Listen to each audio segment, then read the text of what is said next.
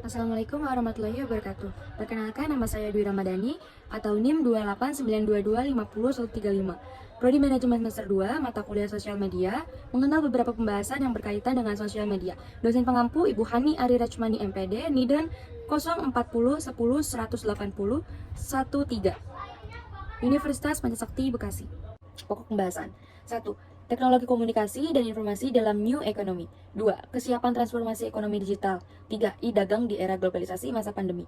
4. Analitika media sosial di era COVID-19. 5. Penambangan data dan inteligensia bisnis secara garis besar. 6. Pengelolaan data besar sosial di Indonesia. 7. Ekonomi media sosial di Indonesia. Teknologi komunikasi dan informasi dalam New Economy. 1. Ciri-ciri abad 21. Digitalisasi biorevolution berbasis TI dan Don Tapscott. Globalisasi menghasilkan produk berbasis pengetahuan muatannya, yaitu 1. Digitalisasi, 2. Virtualisasi, 3. Molekularisasi, 4. Jaringan, 5. Industri berbasis inovasi. Masyarakat berbasis pengetahuan. Masyarakat berbasis pengetahuan atau Knowledge-Based Society of the 21st century. Don Tapscott, ekonomi baru adalah suatu ekonomi pengetahuan dan aset kunci dari setiap perusahaan atau organisasi institusi adalah aset intelektual yang dimilikinya. The Washington Post 28/4/2001. Is that natural? Resources do not power economy, human resources do. Longman Dictionary. IT as the sense and practice of collection, storing, using and sending out of information by means of computer system and communication. Alter 1999 is the hardware and software used by information system. Teknologi komunikasi dan informasi dalam New Economy. 3. Teknologi informasi, penerapan cara-cara pengumpulan, perolehan, pencatatan, pemrosesan, penyimpanan, pendistribusian, penyebaran, penyampaian informasi baik dalam bentuk angka, huruf, gambar, suara dengan alat elektronik berdasarkan kombinasi antara penghitungan dengan komunikasi jarak jauh atau telecommunication, yaitu ada 1. Electronic mail, diskette atau CD atau hard disk filling. 3. Telekonferensi, desktop publication, online library, internet service, dan yang terakhir e-governance. 4. Penggunaan komputer. 1970-an digunakan sebagai mesin pengolahan kata dan kalkulator sederhana ukuran besar, standalone. 1080-an fungsinya mulai beragam, ukuran lebih nyaman, dapat digunakan untuk networking atau LAN.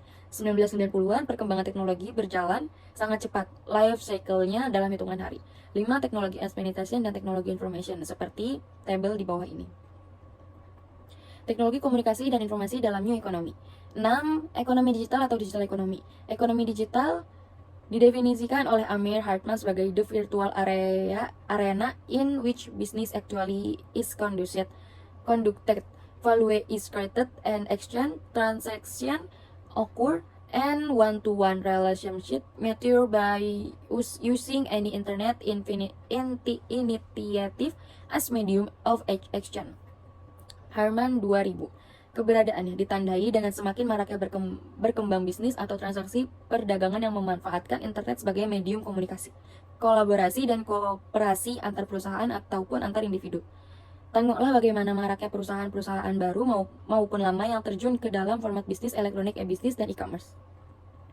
7. Karakteristik ekonomi digital. Don Tapscott menemukan 12 karakteristik penting dari ekonomi digital yang harus diketahui dan dipahami oleh para praktisi manajemen, yaitu knowledge, digitization, virtualization, molecularization, internet working, disintermediation, convergence, innovation, prosumption, imediasi, globalization, dan discordance.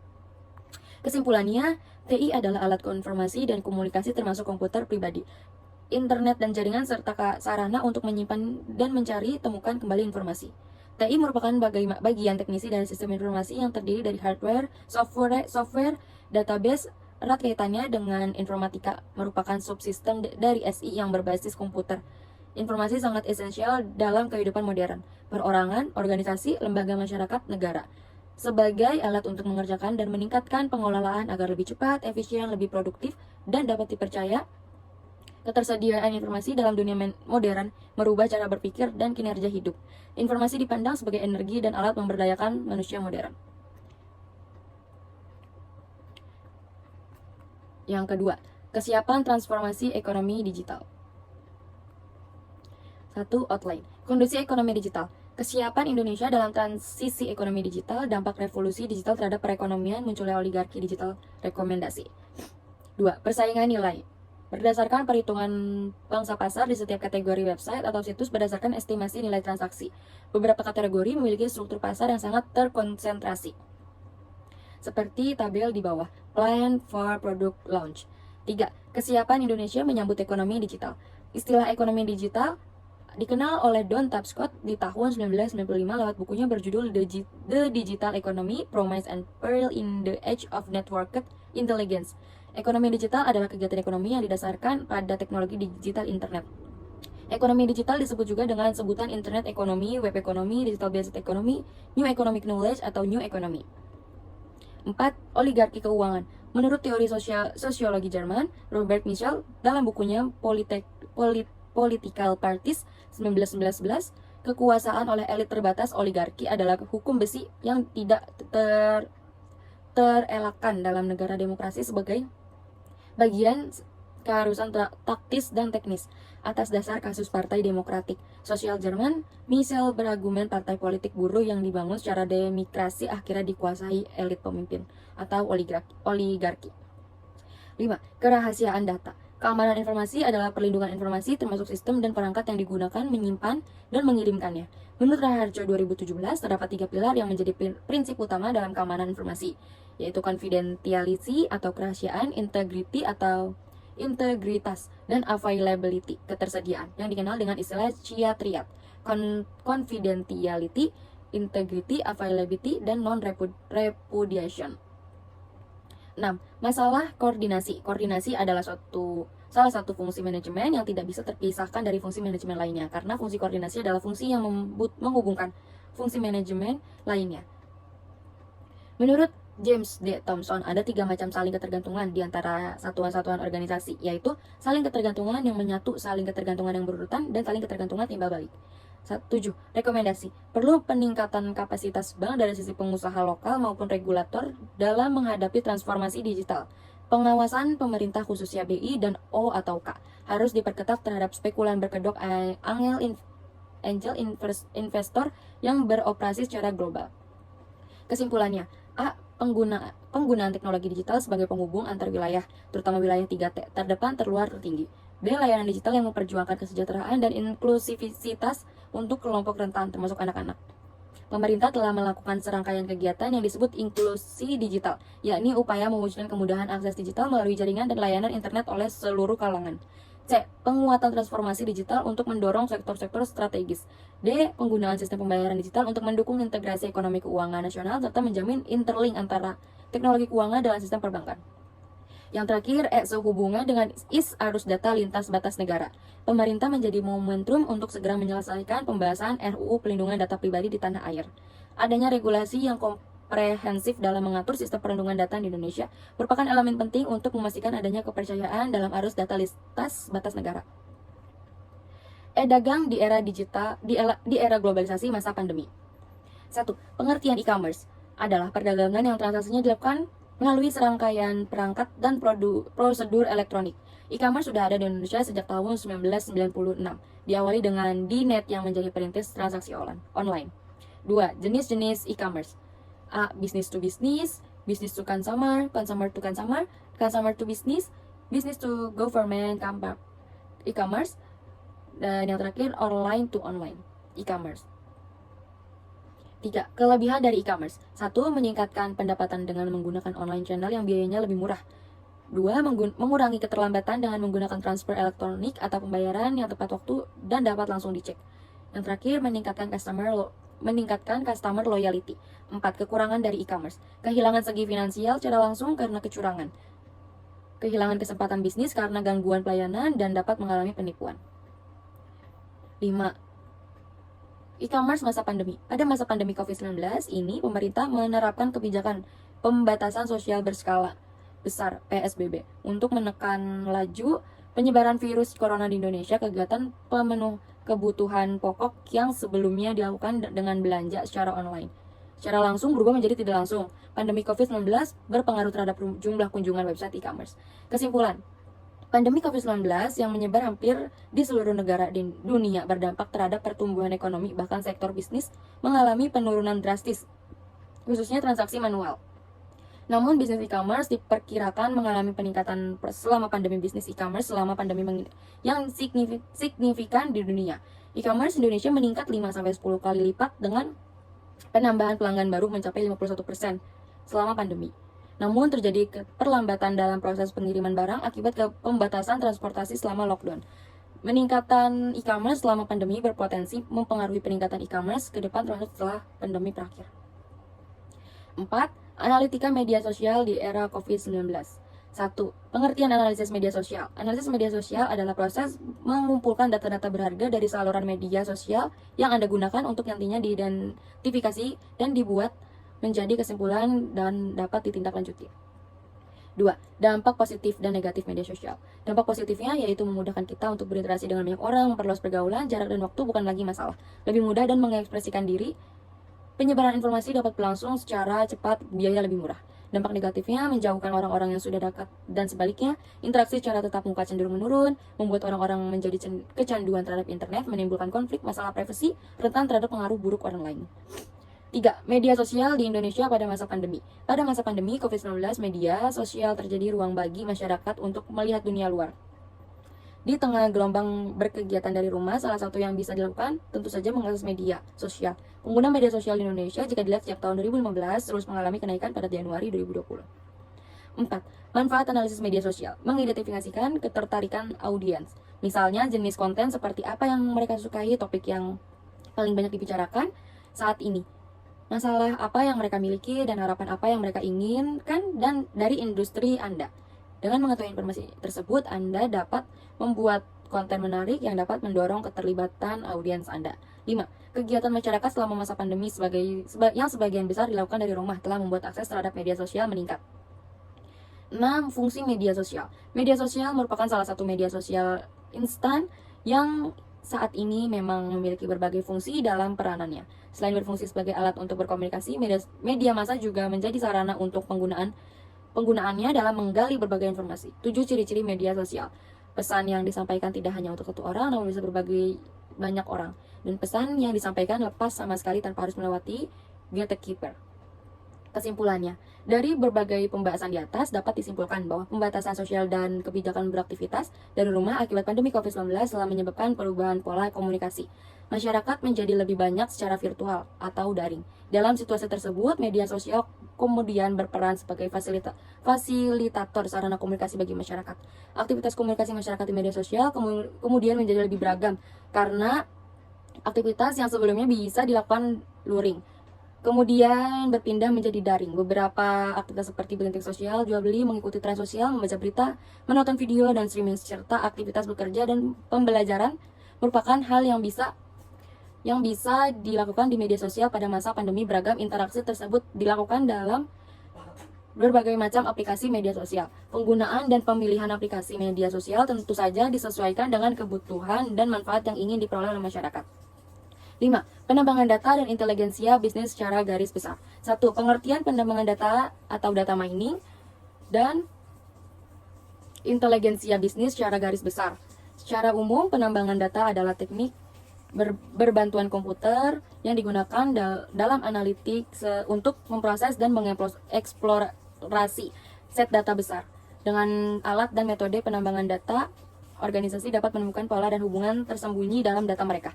Inteligensi bisnis (IB) adalah sekumpulan teknik dan alat untuk mentransformasi data dari mentah menjadi informasi yang berguna dan bermakna untuk tujuan analisis bisnis. Yang kedua, metode penambangan data. Ada 7 klasifikasi data mining yang dibedakan berdasarkan cara kerjanya, yaitu tracking, patterns atau sequencing, classification, association, outlier detection, clustering, regression, forestry atau prediction. 3. Jenis dan fungsi inteligensia bisnis secara garis besar. Jenis diantaranya enterprise reporting, ad hoc query and analysis, statistic analysis and data mining, daily report and alert.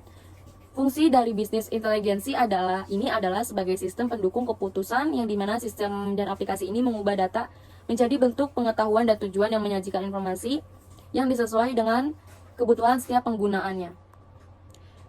Keuntungan penambangan data. A. Penegakan hukum. B. Peneliti. Kerugian penambangan data yaitu masalah privasi, masalah keamanan, penyalahgunaan informasi-informasi yang tidak akurat. Dan 5. Keuntungan inteligensi bisnis. A. Membuat keputusan berbasis fakta dan meningkatkan penjualan. B. Mengurangi pemborosan dan mengidentifikasikan peluang baru. Kerugian inteligensia bisnis yaitu harga yang relatif mahal dan kurang aman. Kelemahan dari bisnis inteligensia adalah harganya yang relatif mahal dan membutuhkan sumber daya manusia profesional. Kesimpulannya, penambangan data adalah teknik berbantuan komputer yang digunakan dalam analitik untuk memproses dan mengeksplorasi set data besar. Metode penambangan data, tracking patterns atau sequencing, classification, association, outlier detection, clustering, regression, forecasting atau prediction.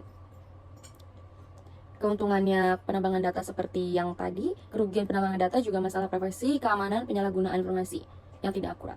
Inteligensia bisnis atau data mining adalah sekumpulan teknik dan alat untuk mentransformasi dari data mentah menjadi informasi yang berguna dan bermakna untuk tujuan analisis bisnis.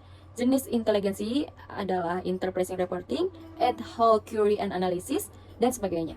Fungsi inteligensia bisnis adalah sebagai sistem pendukung keputusan yang dimana sistem dan aplikasi ini mengubah data menjadi bentuk pengetahuan dan tujuan yang menyajikan berbagai informasi yang disesuaikan dengan kebutuhannya. Keuntungan dan kerugiannya yaitu membuat keputusan berbasis fakta, meningkatkan penjual, dan kerugiannya harga relatif lebih mahal dan kurang aman. Selanjutnya, pengelolaan data besar sosial di Indonesia. 1. Pengertian Big Data Indonesia. Dari istilahnya, Anda bisa memprediksi apa yang ada di dalamnya, yaitu data yang serba besar dan melalui proses simpan, olah, dan analisis yang cepat. Dibandingkan dengan database sebelumnya, sebut saja MySQL. Big Data Indonesia lebih unggul secara kapasitas. 2. Kriteria data yang masuk dalam Big Data Indonesia, yaitu dari segi jumlah atau volumenya sangat besar. Adapun total ukuran data yang masuk biasanya dalam ukuran terabyte dan selebihnya. Bicara velocity atau pertumbuhan data dalam Big Data Indonesia sangat cepat. Dari segi format, data yang masuk cukup beraneka ragam. Data tersebut yaitu dari data tabel, teks, Excel, dan beragam jenis format yang lain. Yang ketiga, manfaat Big Data Indonesia. Big Data Indonesia siap dimanfaatkan untuk berbagai bidang, mulai dari bisnis, pemerintah, perbankan, dan sebagainya. Dalam bisnis pemerintah, Big Data dimanfaatkan untuk mempercepat pengambilan keputusan, monitoring, dan evaluasi.